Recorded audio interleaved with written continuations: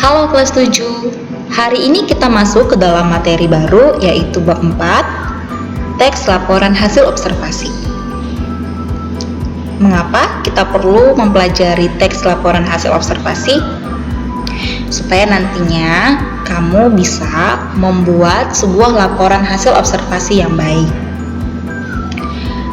Pernah nggak sih kita memikirkan Indonesia memiliki keberagaman flora dan fauna yang sangat banyak. Tahu nggak kamu apa yang dimaksud dengan flora dan fauna itu? Ya, kalau di biologi, flora itu adalah keseluruhan kehidupan jenis tumbuh-tumbuhan di suatu habitat atau daerah. Sedangkan fauna adalah dunia hewan.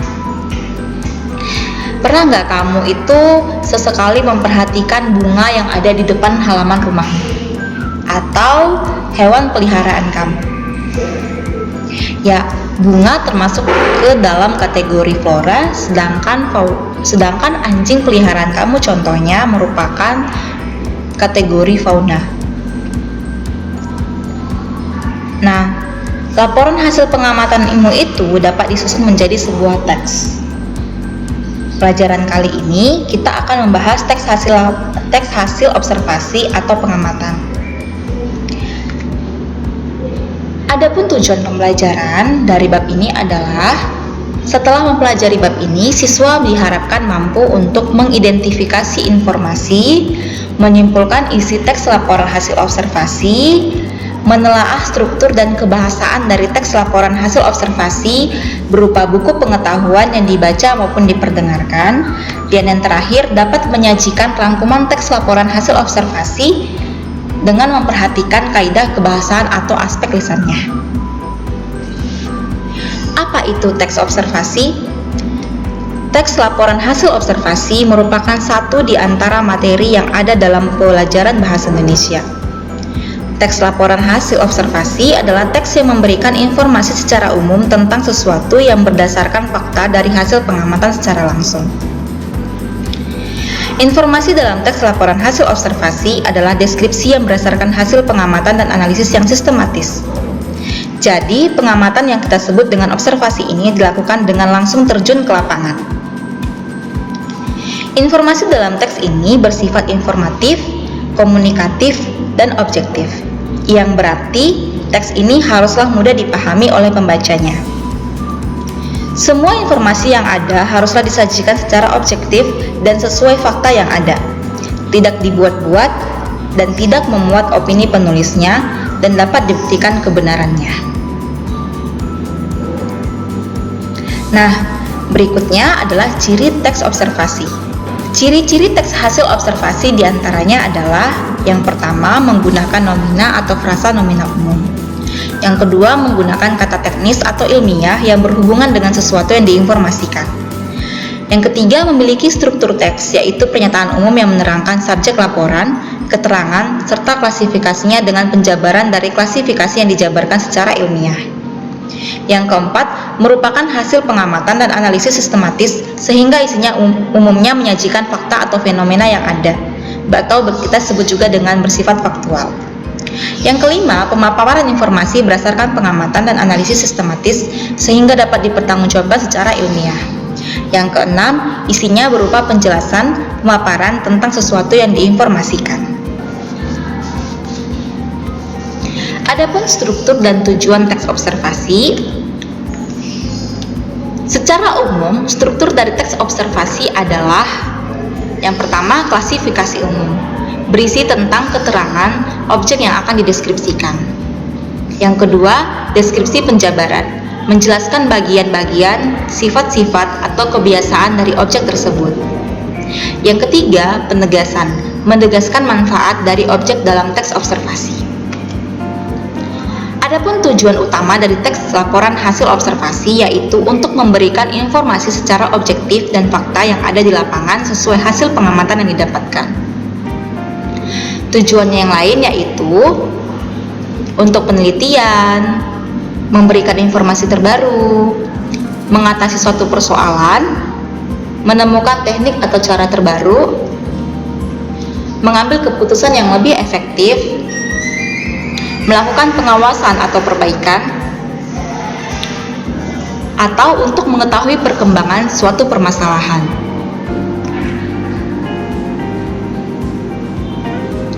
Nah, selanjutnya kita akan membahas kebahasaan dalam teks observasi.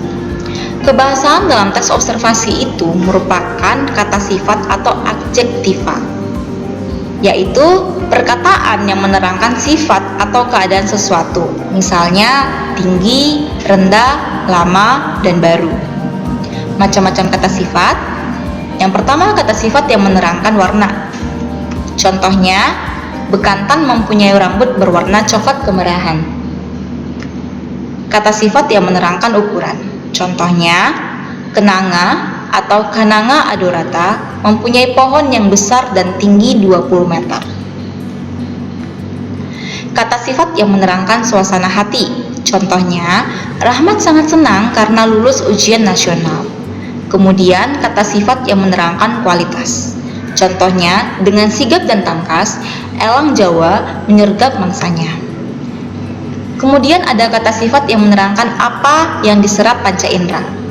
Contohnya, bunga ini disebut sedap malam lantaran biasa mekar dan menebar aroma wangi pada malam hari. Jelas ya, untuk kebahasaan dalam teks laporan hasil observasi. Mis rasa cukup gampang ya, mengingat tentang kebahasaan yang cukup simpel dalam teks observasi, karena biasanya pada teks-teks bahasa Indonesia lainnya lebih dari satu kebahasaan yang ada dalam teks tersebut. Nah, kalau kita sudah mengetahui tujuannya, strukturnya, cirinya, dan kebahasaannya, selanjutnya kita akan mampu menulis teks observasi.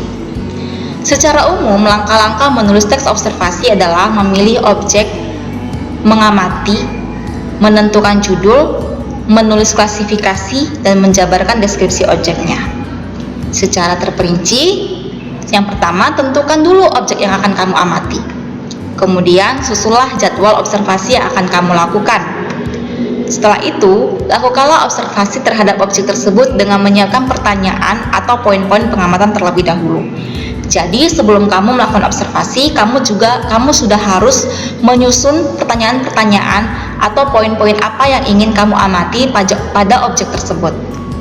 Kemudian, catatlah hasil observasimu dengan memperhatikan ketepatan isi, struktur, dan kaidah kebahasaannya.